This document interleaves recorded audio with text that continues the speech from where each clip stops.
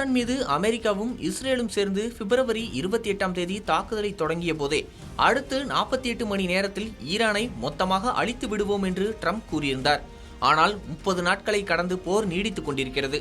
இத்தகைய சூழலில் அடிக்கடி பேசும் ட்ரம்ப் ஈரான் குறித்தும் ஈரான் போர் ஆயுதங்கள் மற்றும் அந்நாட்டு அரசாங்கம் குறித்தும் தொடர்ச்சியாக கருத்து தெரிவித்து வந்தார். ஆனால் ஒவ்வொரு கருத்தும் ஒன்றுக்கு ஒன்று முரண்பட்டே உள்ளது. உதாரணத்திற்கு கடந்த ஒரு வாரத்தில் மட்டுமே தினந்தோறும் முன்னுக்கு பின்னான ஒரு கருத்தை ட்ரம்ப் பகிரங்கமாக பொதுவெளியிலும் சமூக வலைதளத்திலும் வெளிப்படுத்தி வந்துள்ளார்.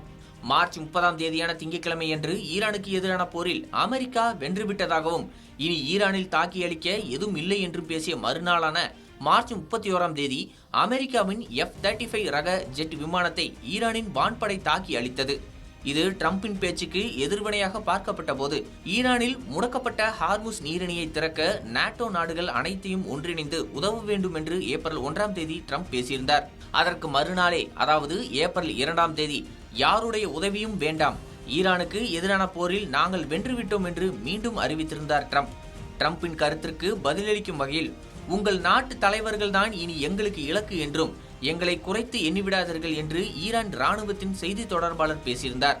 கூடவே 3ஆம் தேதி அமெரிக்காவின் F-15, HH-60, A-10 என போர் விமானங்களையும் ஹெலிகாப்டர்களையும் தாக்கி அளித்தது மட்டுமின்றி இனி அமெரிக்காவுடன் பேச்சுவார்த்தைக்கு இடமில்லை என்றும் பகிரங்கமாக அறிவித்திருந்தது.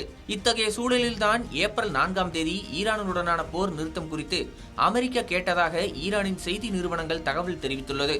மேலும் இதற்கு மறுப்பு தெரிவிக்கும் வகையில் அமெரிக்கா சார்பாக எந்தவித கருத்தும் இதுவரை வெளியாகவில்லை. இப்படி போர் தொடங்கியதிலிருந்து தற்போது வரை ட்ரம்ப் மாற்றி மாற்றி பேசுவது அவரது நிலைத்த தன்மையை மற்றும் உண்மைத்தன்மையை குறித்த கேள்விகளை எழுப்புவதுடன் அவரது திட்டமிடாமல் செயல்படும் இந்த தன்மையால் உலக நாடுகள்தான் சிக்கலுக்கு ஆளாகியுள்ளது.